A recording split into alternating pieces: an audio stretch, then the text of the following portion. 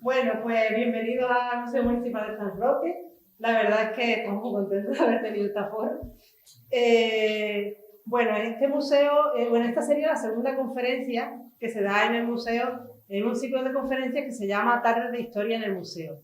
Lo que queríamos con estas conferencias es un poco dar un contenido, aparte del museo, que quizás no se conozcan tanto. Sobre todo, tenía un especial interés en la segunda planta del museo, que está dedicada a la Edad Media y que es un tema del que se ha hablado poco.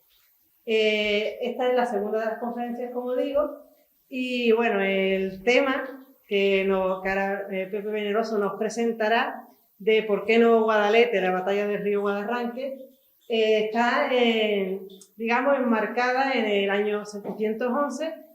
Bueno, lo que nos explicará un poco José Veneroso va a ser un poco, tiene su interés porque realmente la comarca del Campo de Gibraltar tiene una importancia crucial en el comienzo de la Edad Media en la península. Y entonces coloca esta tesis de Veneroso en el contexto de Cartella, o sea, coloca a la ciudad de Cartella en un contexto que sería muy importante en lo que es como lugar en el que ocurren acontecimientos muy decisivos para la historia de la península.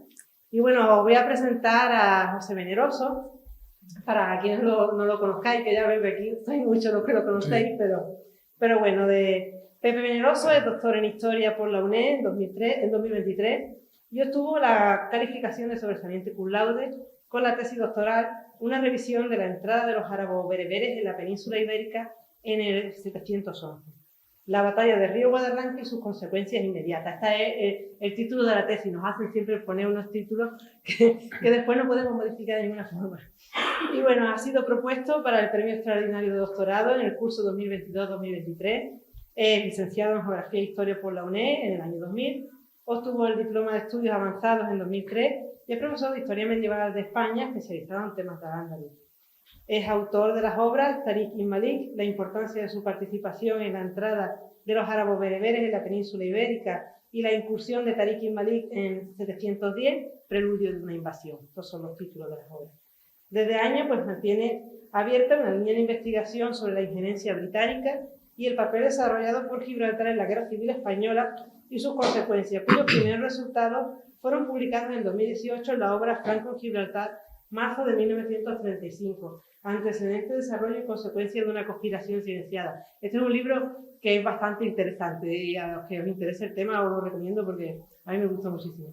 Igualmente, otra línea de investigación a la que viene desarrollando su trabajo está centrada en el Gibraltar de los Austrias. También colabora habitualmente en la mayoría de las publicaciones de la comarca del Campo de Gibraltar dedicadas a investigación histórica, en las revistas Amoraima, en Aljaranda, en Alcantil y en revistas multidisciplinares como el Cultural de la Línea. Ha participado en el Archivo de San Roque, en el estudio de sus fuentes documentales y de esta investigación que realizó para el archivo, pues tuvo como resultado la publicación de las ordenanzas de Gibraltar 1525-1623 en 2006. Esa es una obra de la que Pepe Veneroso es coautor y también en varios proyectos como el proyecto Tarifa 2010. Recientemente, en diciembre de 2021, ha participado con el artículo titulado Aproximación a la conquista árabo-musulmana de la península ibérica en 711 a través de la toponimia, en el último número de la Revista Iberoamericana de Lingüística, a través de la Universidad de San Antonio de Tesa. Intervino en el proyecto Estudio de Excavaciones Arqueológicas en Bilbilis, campaña de 1998, forma parte del Consejo de Redacción de la revista LACI, en la que trabaja en una línea de investigación sobre el Gibraltar de los Austrias, es miembro del Instituto de Estudios Campos Gibraltareños y también es miembro fundador del Ateneo de la Bahía del Campo de Gibraltar, en el que coordina las sesiones de Historia y Costumbres y Tradiciones. Y bueno, como digo ya, este es un pedazo de currículum que avala un poco su valía como historiador y que un poco nos habla de los intereses, sobre todo en esta temática del año 711, que creo que van a ser muy interesantes. Después, cuando acabe la conferencia, pueden darse un paseo por el museo, subir a la segunda planta. Siempre dejamos un tiempecito para que vean un poco los fondos de que disponemos. Pues nada, muchísimas gracias. Gracias a ti.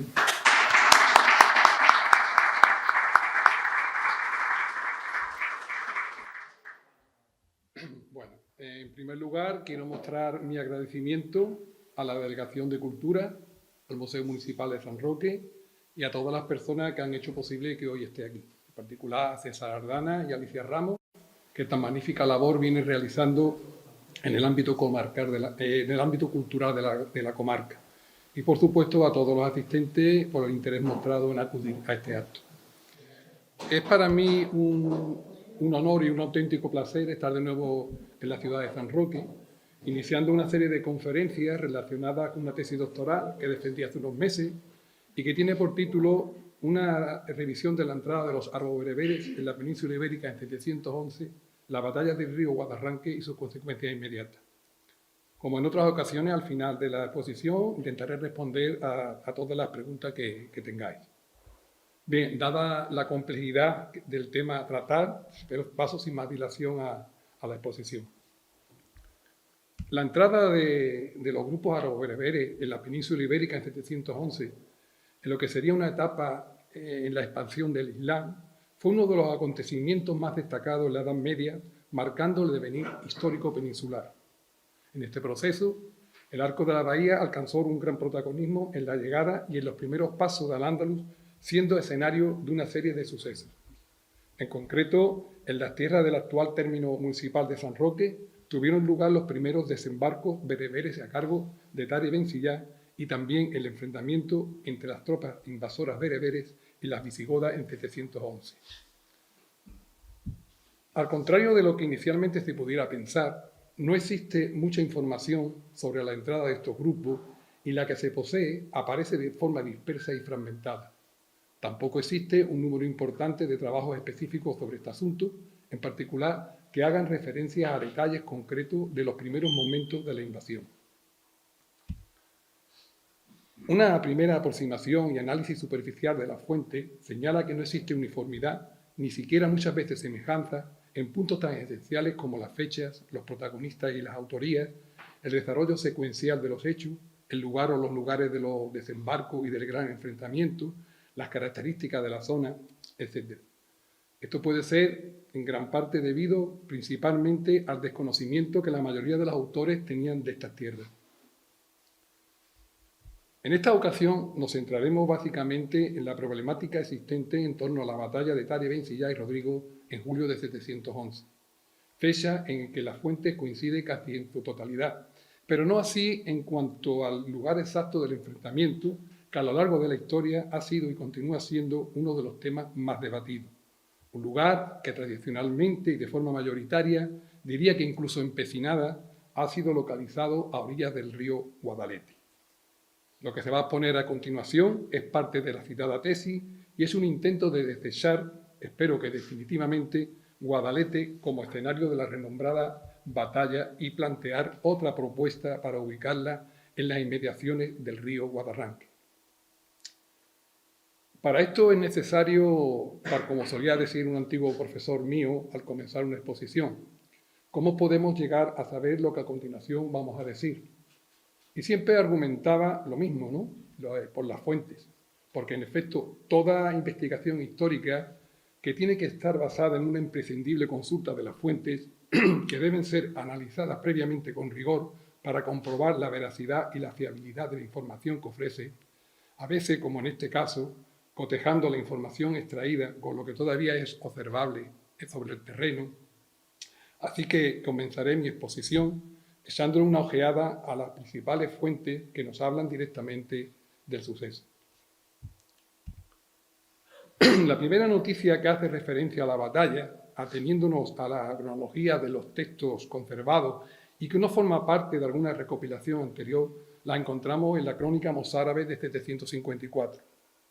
Su valor histórico reside esencialmente en que fue escrita poco después de los hechos y su autor conoció de primera mano la trascendencia de lo acaecido. La considero la principal fuente de información para conocer la primera mitad del siglo VIII. Esta crónica sitúa el enfrentamiento en las montañas trandustinas. Estas montañas, las trandustinas promonturis de la fuente, son las situadas en la periferia de la ciudad de Iulia Traducta, particularmente para mí el promontorio de Gibraltar. Incluso la propia morfología de este peñón que presenta en la cresta 3 elevaciones o picos que destacan en su conjunto, pueden justificar con rotundidad la utilización del plural en las citadas Transductini Promontoris. No obstante, la opinión más extendida señala que los dos promontorios más relevantes de Traducta son Punta Carnero y el susodicho Peñón de Gibraltar. Cuando en esta crónica se hace alusión a este topónimo, nos está indicando sin duda que las tropas visigodas se dirigieron con certeza a aquella población, Iura Traducta, y que el enfrentamiento tuvo lugar en las inmediaciones de la bahía. La siguiente referencia conocida y clara, manteniendo el orden cronológico, es dada por Al-Hakam, ya en el siglo IX, al señalar que el encuentro se produjo en un lugar llamado Saduna, refiriéndose a la cura o demarcación territorial y no a la ciudad, junto a un río conocido por Wadi Hakim. Contempla las tierras de la cura de Al-Yazir al-Hadra todavía integradas en la de Saduna. Por lo tanto, al señalar el Wadi Hakim puede estar refiriéndose a un río muy cerca de Al-Yazir al-Hadra, de tal manera que la identificación de este río con el Guadarranque es bastante probable, o incluso hacerlo con el actual Parmone tampoco debe ser desechado. Sabemos que Tari bin Siyar le acompañaba en la incursión una tal Hakim, una Walat, es decir, una esclava madre de uno de sus hijos, llamado Hakim, situación que justificaba la posesión de ciertos favores y privilegios. El estatuto de Walat suponía una categoría jurídica pura y exclusivamente islámica, que podía alcanzar cualquier yawari o esclava concubina que engendrase un hijo varón de su propietario, siempre que fuese reconocido por éste, lo que comportaba la obtención de unos privilegios que les ponía en situación de superioridad sobre todas las demás concubinas. Por esto, no sería descabellado considerar que en honor a una de estas esclavas con la que pudo haber tenido un hijo varón, quizá el primero, llamado Hakim, Tari le diese su nombre a un lugar tan simbólico como es considerado el de la gran victoria sobre los visigodos y el inicio de una gran conquista. Creemos que Wadi Hakim debe ser identificado con el río del lago que posteriormente sería conocido como Guadarranque, siendo Wadi Hakim la denominación bereber de Guadarranque. Posteriormente, Ben al-Qutiyya, en el siglo X, descendiente de godos, señala como lugar del enfrentamiento Guadivaca o Guadibeca, que ha sido identificado con el Barbate o con el Salado de Conil, en la cura de Saduna. Sin embargo, creemos necesario aclarar con respecto a Ben al-Qutiyya que su referencia debe ser tomada con muchísima cautela. De hecho, su obra fue transmitida de forma oral y de memoria a sus discípulos, y es de suponer que sus fuentes tendrían ese mismo origen. En los Akbar, otra obra fechada a mediados del siglo X, aunque algunos fragmentos fueron escritos ya en el siglo VIII, se ubicaba el enfrentamiento en el lago, Al-Buhaira, de Al-Yazir al-Hadra. En concreto señala, encontrándose Rodrigo y Tarik, que habían permanecido en Algeciras, en un lugar llamado el lago, y pelearon encarnizadamente. A partir de los Akbar, la ubicación del enfrentamiento en el Guadilaco se fue generalizando, situándose habitualmente este término en la cura de Saduna, siempre sin hacer corresponder directamente el término Guadilaco con Guadalete, como posteriormente se haría, y traduciéndose en la mayoría de los casos simplemente como Río del Lago.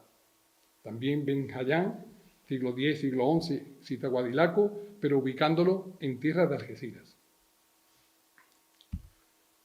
Es el arzobispo Jiménez de Rada, en 1243, quien concluye en su obra De Rebus Hispaniae que el encuentro se produce en el Guadilaco de las fuentes musulmanas, y al transcribirlo como Badalec, Guadalec o Guadalet, investigadores posteriores que siguieron la misma línea de investigación lo identificarán, no olvidemos, más de 500 años después del suceso, con el Guadalete que conocemos actualmente. Este lugar prevalecerá sobre los demás durante más de 7 siglos a raíz de la aparición de la obra de Jiménez. Desde el siglo XIX se produce una revisión del tema con distintos planteamientos. Esencialmente la discusión gira sobre la transcripción de forma mayoritaria en la fuente de Guadibeca en vez de Guadilaca, olvidándose ya prácticamente la forma Guadilaco, como hasta esa fecha había venido siendo considerado, identificando algunos autores, como he dicho, el Guadibeca con el río Barbate o río de Vejer, y otros con el Salado de Conil, alejando en ambos casos la acción del Guadalete. Pero la ubicación de la batalla en el Guadalete fue poco a poco afianzándose, Así lo defendieron en el tránsito del siglo XIX al XX, entre otros estudiosos del tema, Simonet en 1897 y Simón de la Rosa en 1911. Y a partir de 1944, Sánchez Albornoz, que había rectificado, puesto que todavía en 1934 aceptaba la ubicación de Guadiveca y La Janda, convirtiéndose en su más firme defensor. Creo imprescindible destacar, antes de proseguir, lo siguiente. No sabemos con certeza cuándo se trueca el término Guadilaco por Guadilaca, cuestión nada baladí, pero sí cuando se hace de forma generalizada, con la publicación en 1944 de un trabajo de Sánchez Albornoz titulado Otra vez Guadalete y Covadonga, del que ahora hablaremos. Pienso que el autor lo hace conscientemente para argumentar la correspondencia de este hidrónimo con la antigua ciudad de Laca, afianzando su teoría como férreamente defendió y por ende con el Guadalete. En 1967 se produce un cambio significativo en esta investigación, marcando sin duda un antes y un después, pues Joaquín Valver, a tenor de una nueva relectura de la fuente y apoyándose en otras nuevas descubiertas, señala como lugar de la batalla otro río, el Guadarranque, trasladando la acción a la zona por donde se produjo la entrada de los grupos árabo-bereberes. Pero a la hora de describir y analizar el enfrentamiento, adolece de un gran desconocimiento de la geografía y la toponimia de la zona. Desconocimiento que ha sido rasgo común en muchos de los investigadores que han tratado hasta la fecha esta cuestión. Igualmente, el profesor Riu señaló la conveniencia de Guadarranque como ubicación de la batalla, pero cayendo también de nuevo en errores geográficos y toponímicos. En definitiva, y a pesar de lo expuesto, reduzco a 3 los posibles escenarios de la batalla, señalándolos como los más importantes y verosímiles, y ciñéndonos así a las fuentes más antiguas. La montaña Tratustina, que aparece en la crónica mozárabe de 754, el río Junjaquín, citado por las Jacas, y el lago referido en los Abba Maimúa. Mención aparte debe hacerse al Guadiveca Guadilaco de Benalcutilla, que bien puede ser el resultado de una palabra híbrida del árabe y del romance, el denominado Roma andalusí por el profesor Corriente, y que hace referencia simplemente al río del lago. Se debe otorgar una mayor credibilidad, al menos inicialmente y teniendo en cuenta la cronología, al lugar que aparece en la fuente, conservada por vía directa más próxima a los hechos acaecidos en 711, la crónica mozárabe de 754, siempre considerando el lugar por donde se efectuaron los desembarcos de los grupos árabo-bereberes, es decir, el entorno de la actual bahía de Algeciras. Asimismo, de las posibles ubicaciones más aceptadas, creo que ciertamente las montañas traductinas están claramente identificadas, no así el río Unjaquín, a pesar de lo explicado antes. En cuanto al lago, dio habitualmente y de forma generalizada con la laguna, reconociéndolo con la laguna de La Janda, por ser el espacio de agua cerrado más importante en toda esta zona. Este lugar ha competido como escenario del enfrentamiento con el Guadilaca, siempre identificándolo con el Guadalete, el que más defensores ha tenido y sigue teniendo en la actualidad. Ahora bien, la investigación que he desarrollado durante estos años, reinterpretando en muchos casos los hechos, cotejando los diversos textos, inquiriendo una lógica interna y sobre todo haciendo corresponder los datos extraídos y aclarados con los acontecimientos y la toponimia de la zona estudiada, permite plantear otra propuesta acerca del escenario de la trascendental batalla, un escenario que sitúo en las inmediaciones del río Guadarranque. Es otra ubicación, quizá no del todo novedosa, puesto que anteriormente, como he advertido, ya lo hicieron otros investigadores, Valver y Riu principalmente, pero pienso que sí lo es en cuanto a la precisión que creo mostrar del posible escenario y del desarrollo de la acción. Pero antes de analizar este planteamiento, debemos acometer con detenimiento por qué he desechado la ubicación habitualmente más aceptada de Guadalete.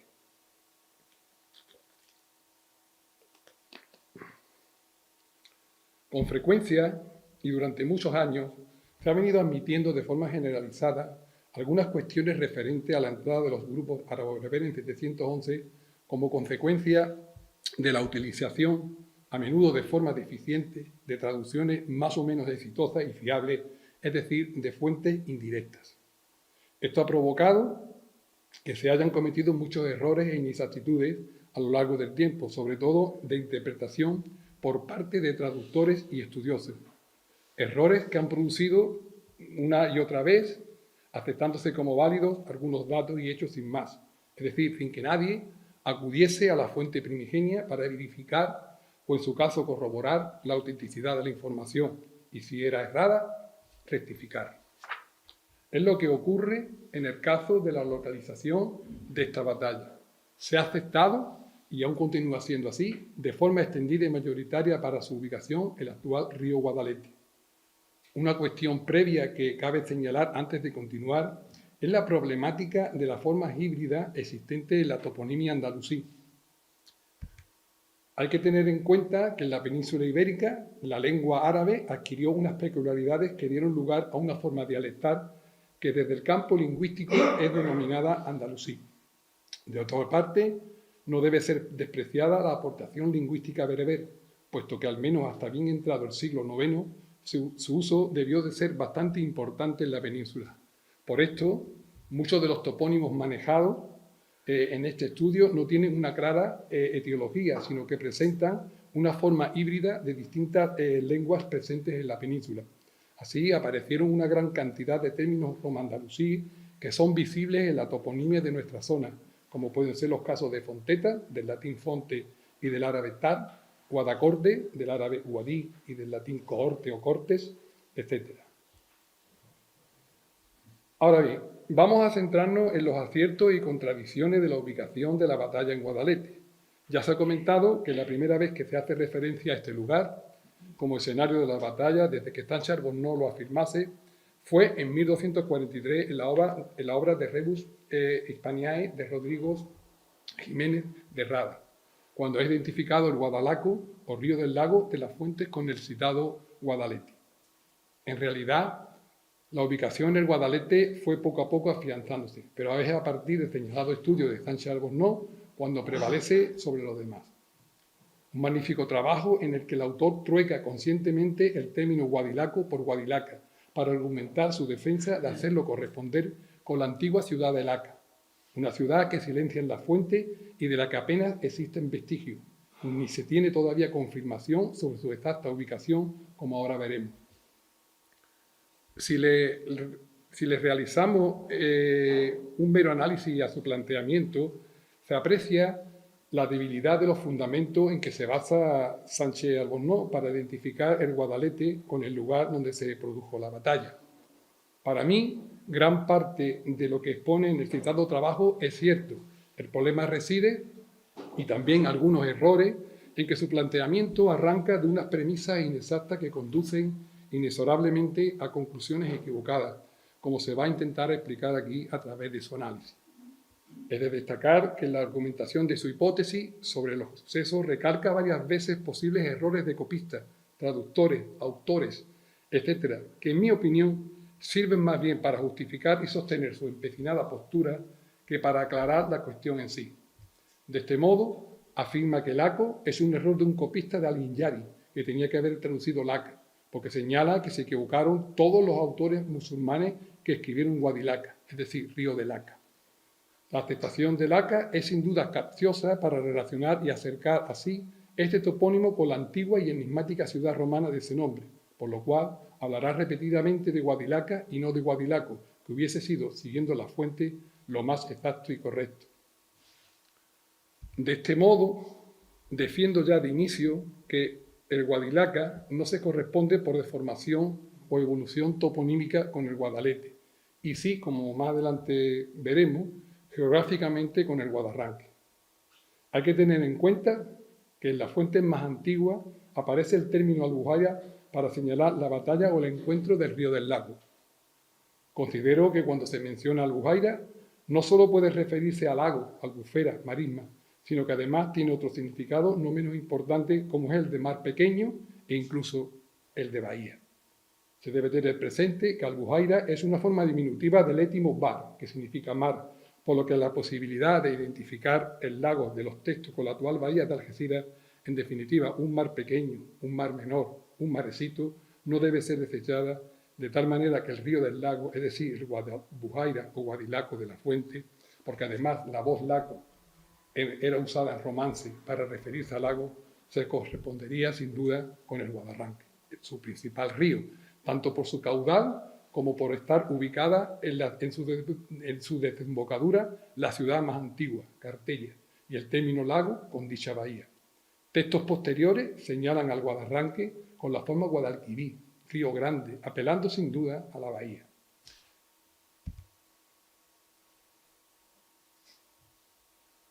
Esta consideración puede estar, entre otros testimonios y razones, avalada por el citado Alinyari, del siglo XV, basándose en la información del geógrafo Al-Baqi, segunda mitad del siglo XI, que al describir a Cartayana Al-Jazira llama su río el Guadarranque, Guadialbar, es decir, río del mar.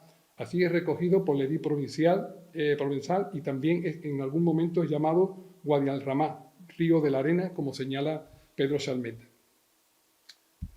Benayán, siglo XI, citado por Al-Makari, siglo XVI y XVII, habla del río del lago, de la tierra de Al-Jazir al-Hadra, de la costa frontera al lugar por donde entraban los musulmanes, es decir, el Mayá o paso de la bahía, por lo que localizan el enfrentamiento en las inmediaciones de esta. Pero existen dos pasajes que considero importantes para mi propuesta. En el primero, extraído de los Atba, aparece: escribió Tariq a Musa pidiéndole más tropas y dándole parte de que se había hecho dueño de Algeciras y del lago. En el segundo, obra de Al-Makari, tomado de otros textos anteriores, consultado a los que tuvo acceso, se señala: había tomado Tariq al-Jazir al-Hadra, un puerto de Al-Ándalus, quedando en su posesión el paso a este país, que había sometido su distrito hasta la bahía, Al-Bujaira, pero que Roderico estaba ahora avanzando contra él con una fuerza que no estaba en su poder resistir. En ambos textos queda claro que Al-Bujaira no puede ser en ningún caso la Janda, como tradicionalmente se ha afirmado, y que cuando se cita Al-Jazir al-Hadra se está refiriendo a la ciudad y no a la cura. Sostengo que aquí Al-Bujaira, lago, adquiere sin duda un mayor sentido si se interpreta por bahía, como he dicho antes, y este adueñarse del lago que correspondiese en realidad en el dominio de la zona que lo bordea, es decir, todos los enclaves y asentamientos del arco de la bahía, Gibraltarí, es decir, Gibraltar, Cartella e incluso la propia Gibraltaducta.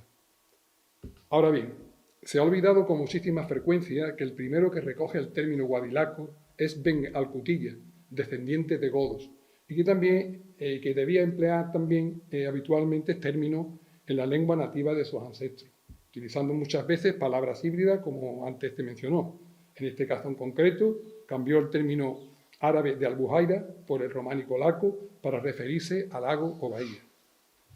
Para mí, cuando en la fuente, así lo señala Alinyari, aparece Guadilaco, lo hace de forma apelativa o genérica, o forma de perífrasis, indicando solo y simplemente río del lago, bien como río que alimenta el lago, bien como río desemboca en el lago, o claramente, y para mí más correcto, principal río del lago. Y es posible que hubiese varios hidrónimos con el mismo nombre, pero para Sánchez Arbós, el río Guadilaco de la Fuente debe su nombre a una antigua población romana conocida como Laca, que localiza en el curso medio del actual Guadalete. Aunque al menos aparentemente, contemplando que Guadalete provenga de Guadilaco y que este término signifique literalmente río del lago, parece más probable que la forma Guadalete esté más relacionada con un lago y no con una ciudad. Si tenemos en cuenta que como lago en las proximidades y en relación con este río solo se conoce el lago Ligustino, término que al parecer es mostrado por primera y única vez por Avienus en su obra marítima, siglo IV a.C., es tentador hacerlo derivar de aquí, pero evidentemente este espacio lacustre hace clara referencia al estuario del Guadalquivir. Ningún geógrafo antiguo, ni anterior ni posterior a la conquista romana, hizo referencia a este lago lacustino. Ni la fuente de Estrabón, ni Plinio, ni Mela, ni Ptolomeo hicieron mención de este hidrónimo, por lo que raramente se podría relacionar el nombre de Guadalete con este espacio lacustre. Algunos autores, como Pemán y Gabala, identifican el Sino Tartellesi con la bahía formada por el estuario del Guadalete y advierten que los pobladores de la zona lo conocerían simplemente como el lago, por lo que bien podría estar relacionado con este. Pero entremos en el análisis de la obra de Sánchez Arbós, otra vez Guadalete y Covadonga, en mi opinión, origen de todo este desconcierto y sin duda la más destacada en la defensa de Guadalete como escenario de la batalla. El autor parte para su explicación básicamente del siguiente texto: «Cunque venissem ad fluvium, quid Guadalete dicitur propria Acidona, quae nun serec dicitur e alia parte sedi exercitum africana». Es decir, y habiendo llegado al río que se llama Guadalete, cerca de Acidona, que ahora se llama Jerez, el ejército africano acampó en la otra orilla, situando la acción cerca de la actual ciudad de Jerez. Para él, Jiménez de Rada fue el primer historiador que identificó el río de la batalla con el Guadalete y advierte además que de esa reducción no puede dudarse. Realmente, en alguna de las versiones más antiguas del Rebus Gesti aparece la forma Bedelac y al margen del texto, en una anotación, la forma Guadalete, cunque venissem fluminis Bedelac prope Jastaret, es decir, y cuando llegaron al río Bedelac cerca de Jerez. La primera duda que nos asalta en esta cuestión sobre la localización de la batalla es esta: ¿se debe identificar Bedelac con el Guadalete? Según Menéndez Pidal, Jiménez de Rada obtuvo el hidrónimo Badalac o Badelac, si no tenemos lo dicho anteriormente, Bedelac, o como señala Sánchez Albornoz, Guadalac o Guadalet, del historiador andalusí Al-Razi, y debido a la confusión existente en los textos entre la grafía C y T en el siglo XIII, algunos autores que siguieron al toledano interpretaron Guadalat o Guadalet, tal como es señalado en la obra más consultada durante años, la primera Crónica General. Sánchez Albornoz indica al respecto algo que creo fundamental resaltarlo, pues puede dar la clave para entender esta cuestión. Menéndez Pidal ha atribuido a un error de lectura de un códice de la obra del arzobispo la aparición de la voz Guadalete en la primera Crónica General. Si esto es así, lo que casi con absoluta seguridad parece ser evidente, debemos aceptar que el origen de la ubicación de la batalla de Guadalete nace del error de un error de un copista. En el texto primigenio aparece la voz Bedelac y solo de forma anesa y como corrección Guadalat. Ninguna de las fuentes manejadas por Sánchez Albornoz menciona a Guadalete como tal, tampoco en ningún texto anterior a la obra de Jiménez de Rada. Nadie, ni autores musulmanes ni cristianos, llaman Guadalete al río de Jerez. Por otro lado, no hay que olvidar que las formas más usadas y supuestamente derivadas de la voz Guadilaco, Guadalec, Guadelac y Guadalaque, aparecen en fuentes cristianas en 1253, 1264 y 1265, y en ese orden, mostrando que tienen visos de ser copiados unos de otros. Ahora bien, hay que destacar que en su obra Sánchez Albornoz centra la atención en la ignota ciudad de Laca y su hipotética localización. Para él existió sin duda en épocas romanas una ciudad en la Bética llamada Laca, de la que hace derivar el topónimo Guadilaca, o sea, el Guadilaco de la Fuente. Se basa para afirmar su existencia esencialmente en unos restos anfóricos hallados en el monte Testacio y resalta la importancia de su número alegando que confirmaría que dicho enclave se encontraba en una zona muy rica en aceite. En mi opinión, estos restos son insuficientes para extraer conclusiones, además de que la presencia de recipientes olearios de la Bética en ese lugar no puede ser concluyente en el caso de Laca. Señala el bueno de don Claudio que de ahí a que una población de tal riqueza e importancia se diese su nombre al río de la batalla entre Táric y Rodrigo. Silencia, sin embargo, de forma intencionada, que esta ciudad desapareció aproximadamente unos 500 años antes de que se diese dicha batalla, por lo que la permanencia en la memoria colectiva debía ser por lo menos dudosa y su relevancia aún más.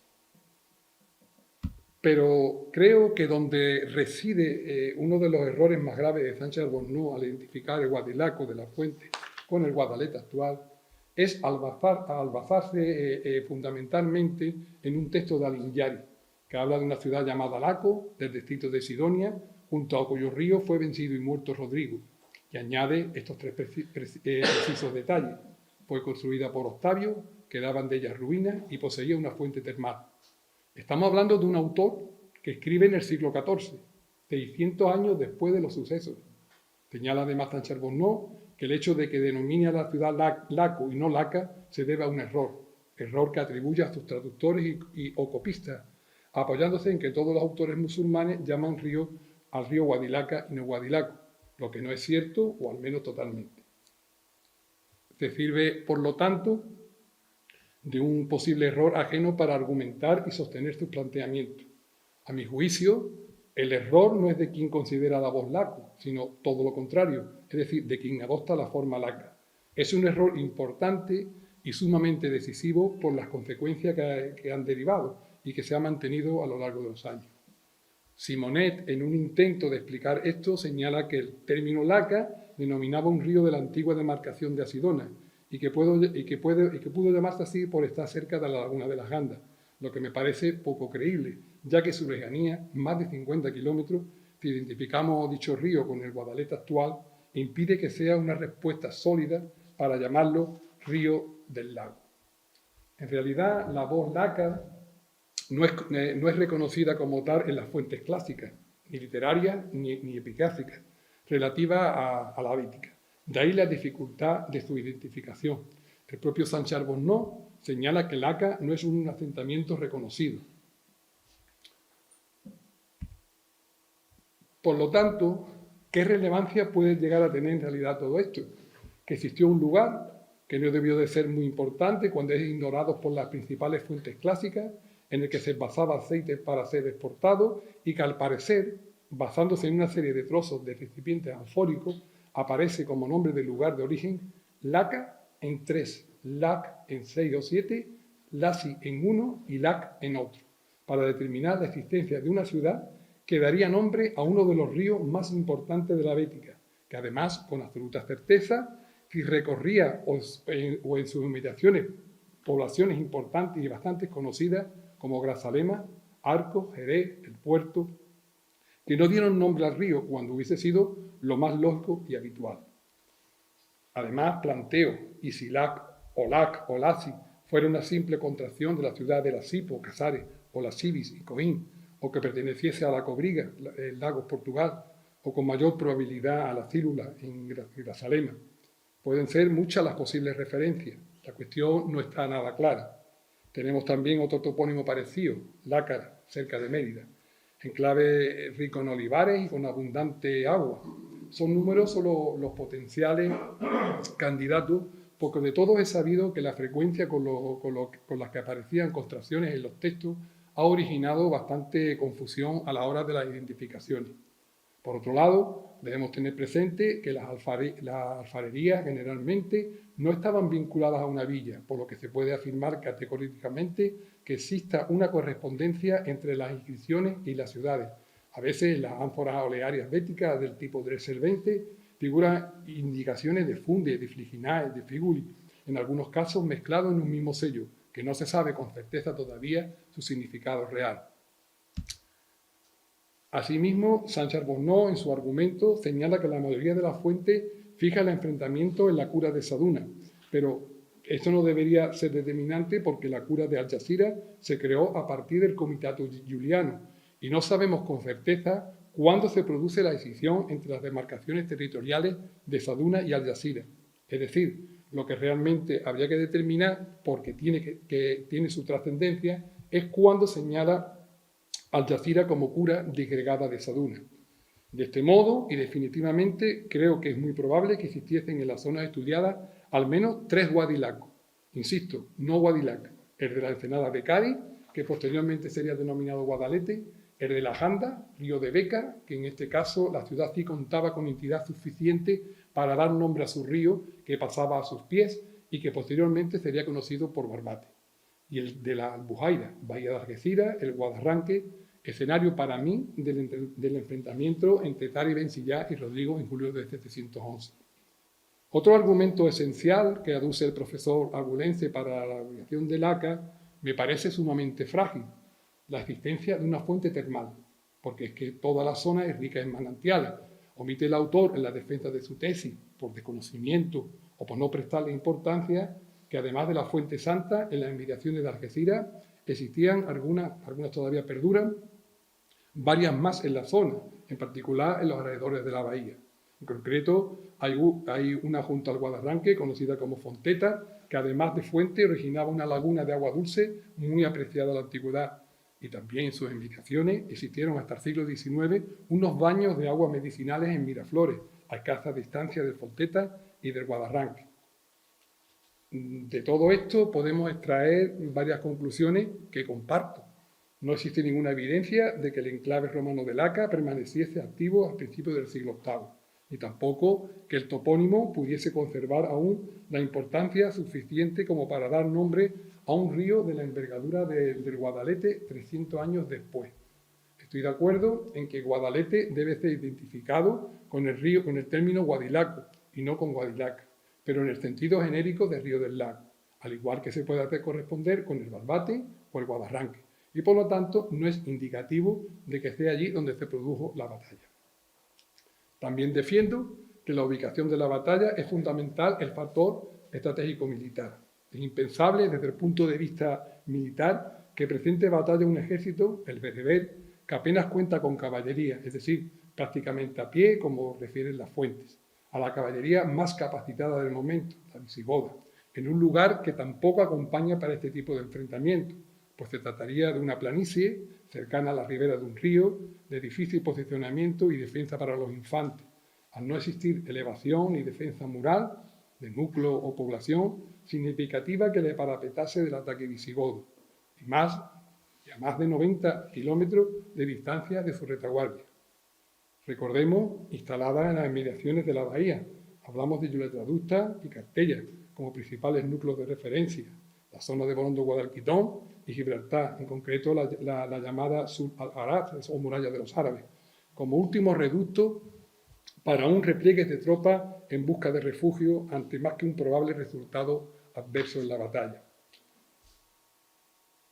En resumen, y para concluir este análisis sobre el planteamiento de Sánchez-Albornoz, diré que identifica el Guadilaco de la Fuente con el Guadalete, basándose principalmente en que este término, que lee Guadilaca, deriva de la antigua ciudad romana Laca, enclave que no aparece en ninguna fuente clásica, incluso se llega a dudar de su existencia, y que según él, dada su importancia, dio nombre al río que la atravesaba. Solo parece citarse en unos fragmentos de ánforas hallados en el monte Testacio y en un pasaje de Almillares, quien señala que era una ciudad que tenía gran cantidad de olivares, una fuente termal, y que en estas fechas que escribe el autor, siglo XIII-XIV, todavía era visible sus ruinas. Además, sostiene que Laca derivó a Laco por una mala lectura o traducción de los copistas. Igualmente, por una mala lectura, el Guadilaca pasó a Guadalat, y de ahí a Guadalat, dando finalmente el topónimo Guadalete. Así podemos concluir afirmando que la ubicación en Guadalete es errada. No tengo duda de que se trata de un error de interpretación, una interpretación cejada y muy subjetiva. La expresión genérica del Río del Lago, Guadilaco, la hace corresponder Sánchez-Albornoz con Río del Lago, repito, fundamentándose en un antiguo asentamiento romano de difícil e insegura localización y de muy poca importancia a tenor de los escasos vestigios arqueológicos encontrados y sobre todo del absoluto silencio que ofrecen las fuentes al respecto, que para don Claudio es mera consecuencia de su mala fortuna, lo cual dice bastante de la fragilidad de su argumento.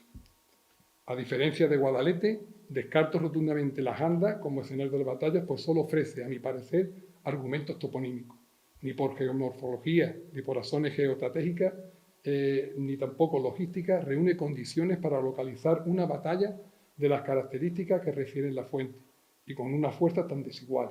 Tampoco tiene mucho sentido si se conoce mínimamente el terreno. Incluso es posible que la identificación de la Janda como lugar de la batalla se deba a la confusión existente durante años de hacer corresponder Cartella con Tarifa. En mi opinión, se confunden tres topónimos: Al-Yazira Tarifa, Al-Yazira Al-Hadra, Algeciras y Cartallana Al-Yazira, Cartella. Bien.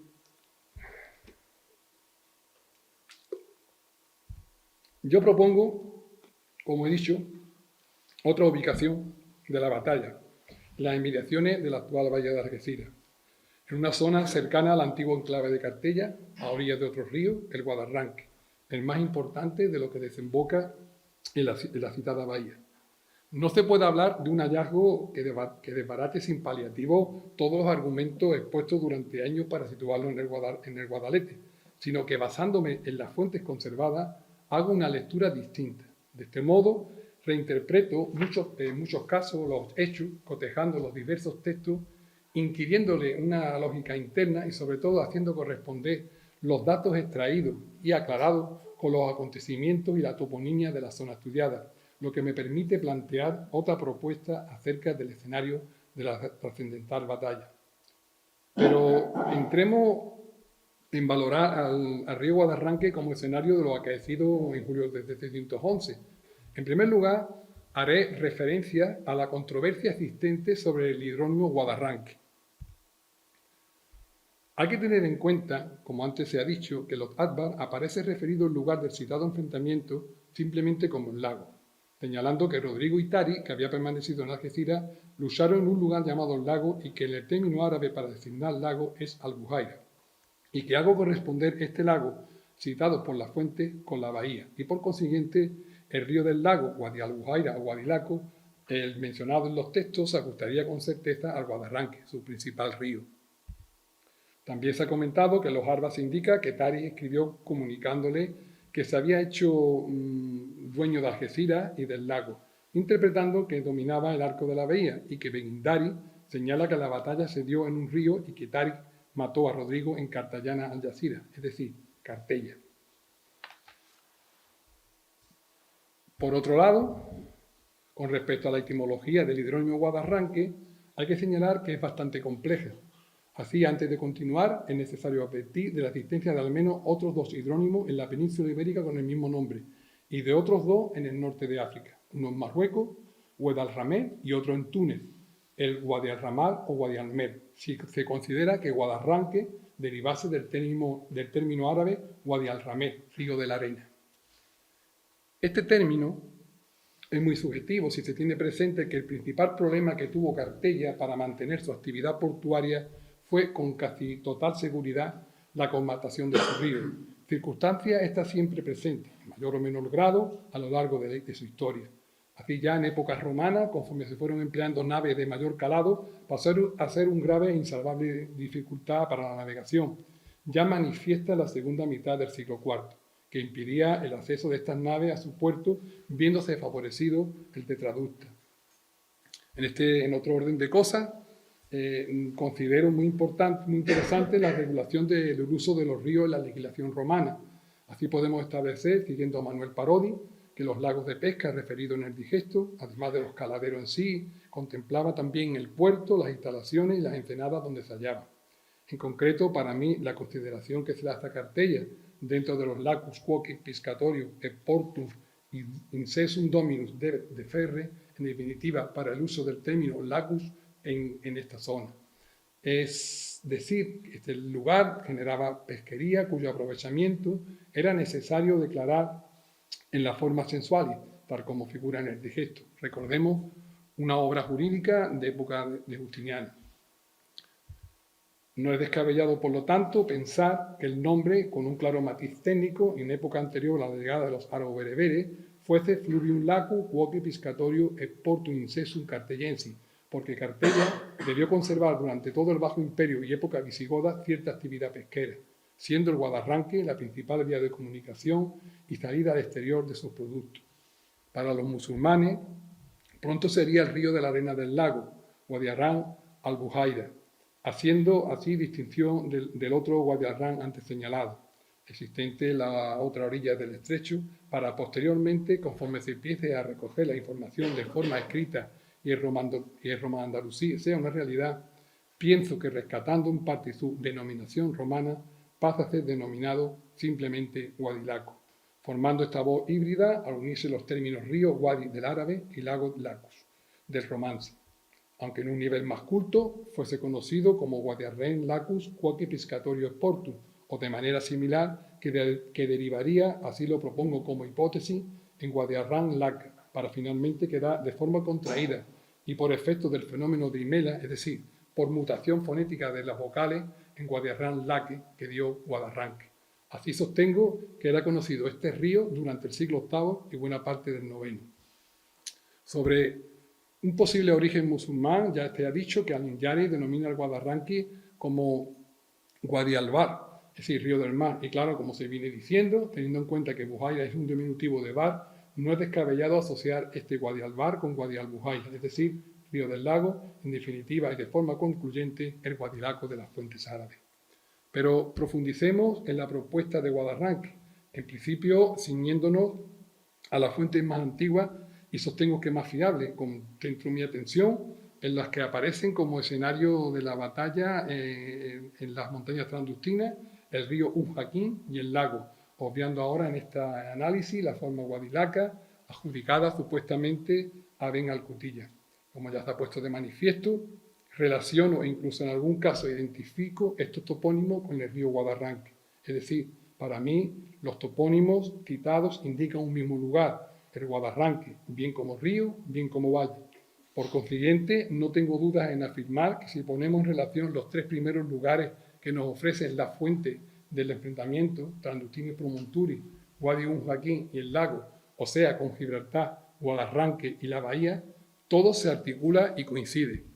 Y estas referencias, estos tres topónimos, solo pueden ser relacionados a su vez en un lugar, un paraje conocido como el Chapatal.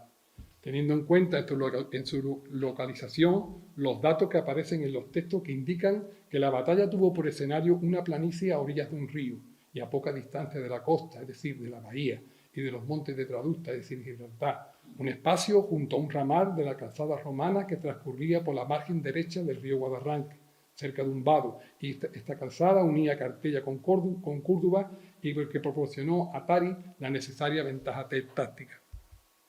Pero no solo son razones toponímicas las que permiten sostener mi tesis, sino que también existe y de forma importante otros argumentos, en particular, como he comentado, de carácter táctico-militar y de bastante peso, para ubicar el enfrentamiento en las inmediaciones del Guadarranque. Comparto totalmente lo señalado por Chalmeta en este sentido. Es el ejército visigodo quien va a buscar al enemigo, ataca, etc., lo cual avala una cierta prudencia de Tari que espera. Esto implica que el encuentro tuvo que darse, primero, cerca de las bases del norteafricano, segundo, en posición escogida por él y, por tanto, ventajosa, y tercero, el combate fue librado por los musulmanes, primero a la defensiva, pasando luego a un victorioso contraataque. Además, no olvidemos que se trata de un ejército recién desembarcado, que apenas cuenta con caballería para enfrentarse a un ejército visigodo que tenía una poderosa caballería. De hecho, este cuerpo era sin duda su principal efectivo militar. Por lo tanto, nada hace pensar que Tari abandonase su cuartel general, que podemos situar todavía en Gibraltar, en Cartella, ya en la cercanía, o incluso en la propia Tradusta. En todo caso, y sin duda, en la zona de la actual bahía de Algeciras, para combatir saliendo al encuentro de un ejército que estaría situado aproximadamente a unos 90 o 100 kilómetros de distancia, o lo que es más importante, a 2 jornadas a pie como mínimo, tal como se halla el Guadalete, si es aceptado este lugar como escenario de la batalla. Asimismo, si tenemos presente, como se viene diciendo, que no cuenta prácticamente con caballería, siendo su movilidad, por tanto, lenta, el avituallamiento en el interior en verano es más difícil, debido a la escasez de pasto y agua. Entra dentro de la lógica que aguardasen en esta zona, ingeniando una estrategia de combate más acorde con los efectivos con los que contaba, y además sin necesidad de acarrear impedimentos y con el abastecimiento asegurado. Todo esto es sumamente importante recordarlo porque también, al mismo tiempo, si se desplazaba, Tari desaprovecharía las favorables condiciones del terreno, la morfología inestable, espacios pantanosos, abundante vegetación, para explotar los recursos militares a los bereberes que le ofrecían los alrededores de su retaguardia, tanto si su base estaba en Tradusta como en Gibraltar o en el propio asentamiento de Cartella. Siempre teniendo en cuenta que su retaguardia se encontraba muy cerca a su lugar de desembarco. Luego, tácticamente, tampoco convence otros posibles escenarios de la batalla, y sí confirmaría, a mi parecer, el de Guadarranque. Asimismo, desde el punto de vista de la estrategia militar, avanzar con poca caballería y sin cubrir los flancos era una acción bastante temeraria y de imprevisible resultado. Del mismo modo, y en contra de lo sostenido por otros autores como Amancio Isla, que dice que se trata de un enfrentamiento en campo abierto en la ruta desde Cartella y la bahía de Algeciras hacia el interior, es impensable, a mi entender, que Tari, aleccionado por el come Giuliano, proyectase ofrecer un enfrentamiento directo, una batalla campal, con unas tropas integradas por una amalgama de hombres de distintas tribus y clanes. tal como insisten las fuentes en señalar que eran los bereberes, y en clara desventaja al carecer de caballería contra un ejército más numeroso, perfectamente organizado y avesado en la batalla, el visigodo, que contaba, insisto, con buenos jinetes. Ninguno de los posibles lugares citados antes, es decir, Guadalete y La Janda, acompañan tampoco para entablar un enfrentamiento abierto y directo, pues, repito, se trataría en todos los casos de unos escenarios llanos sin ningún tipo de defensa para parapetarse y repeler un ataque. Existe, a mi criterio, otra razón justificativa más, y es la que cabe deducir de la frase de Benidari. Después de su victoria, Tari marchó hacia el desfiladero de Algeciras y después a Écija. El desfiladero o garganta de Algeciras, Almadí al-Yazira de la Fuente, debe ser identificado porque además así se ha hecho durante los siglos posteriores con el desfiladero de los Gargantas, que comunica las zonas altas de la actual provincia de Cádiz con el arco de la actual bahía de Algeciras. Es decir, es sin duda la verdadera entrada a los campos de esta ciudad. Por esta razón es impensable que Tari Ben Sillá presentase batalla en Guadalete o La Janda para luego regresar, desechando el itinerario más lógico y práctico para internarse en la península desde estas posiciones, tan usado en los siguientes siglos por las tropas castellanas en su avance en dirección a la bahía, y enfilar hacia el citado desfiladero. Solo hay que ver la ubicación de los lugares descritos y la orografía de la zona para confirmar que esta suposición aflora muchas contradicciones. También me parece sumamente interesante lo señalado por Al-Makari. Roderico trajo todos sus tesoros y material militar en carro. Esto nos confirma dos cosas. Primero, que su itinerario debió corresponderse con alguna de las calzadas o caminos existentes, acondicionadas para el transporte rodado. Y segundo, que venía preparado al traer material militar en carro para establecer un asedio. Y si estaba informado de la posición de las tropas de Tari, a las que ubicaba en Gibraltar, parapetadas en el recinto amurallado acondicionado como refugio de defensa, recordemos el Sularab, podría traerla para acercar a este lugar. También cabría la posibilidad de que preparase el cerco de Yuletraducta, que contaba con defensa, tal como se ve confirmado por Tarif Ben Malí en su incursión de 710. Se suponía que Tari se encontraba allí, o incluso, aunque no se hallase, simplemente para recuperar una plaza que era considerada en esa fecha el mejor punto de desembarco de toda la zona. Descarto otra posible ubicación, la de Cartella, porque no tenía ya en ese momento ningún valor estratégico, ni siquiera defensivo. Su puerto estaba inutilizado y sus defensas apenas existían, como parece confirmar las investigaciones arqueológicas que se llevan a cabo actualmente. Ahora bien, si se considerara que Tari se encontraba sentado en las inmediaciones de Guadalete, siguiendo de nuevo la hipótesis de situar aquí la batalla, ¿qué ciudad podría necesitar Rodrigo asediar? ¿Saduna? No lo creo porque ninguna fuente la menciona hasta el posterior ataque de Musa ben Nusayr en 712. Hay que destacar la prudencia mostrada por Tari Ben Sillá al aguardar en la cura de Al-Yazir al-Hadra en Yuletraducta o en sus proximidades. Pues no debemos, como se ha apuntado, descartar Cartella o Gibraltar u otro lugar cercano, donde había instalado su campamento esperando recibir unos esfuerzos solicitados. Y no seguir avanzando como podía animar la inexistente resistencia encontrada en esa época del año sin el avituallamiento necesario garantizado. Esto creo que fue también lo que Tari tropezó y por lo que frenó su inicial impulso y probablemente, aleccionado por el Come Giuliano, buen conocedor tanto de la geografía como del potencial de la fuerza de Rodrigo, decidió aguardar en esta zona.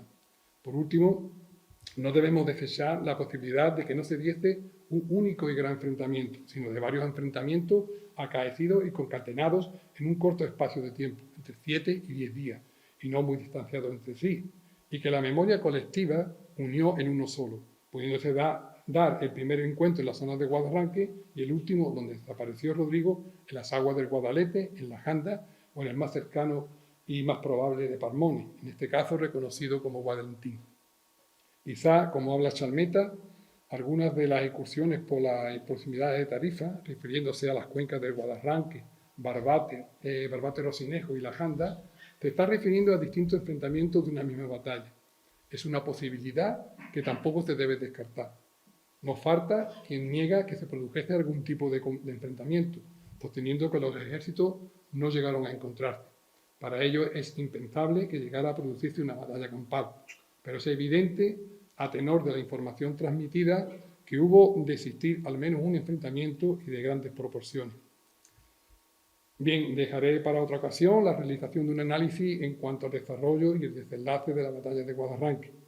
Debo señalar que también se está a la espera de varias investigaciones que se vienen realizando, principalmente desde el campo de la arqueología, para completar esta investigación. No obstante, remito a una próxima publicación, a la que desde aquí invito a leer, que tiene por título Guadarranque, julio de 711, la batalla que cambió la historia de España. El trabajo verá la luz en muy poco tiempo y tratará más ampliamente todo lo aquí expuesto, ya que ofrece una parte sustancial de la referida tesis doctoral defendida el pasado mes de marzo. Pues nada más, muchas gracias.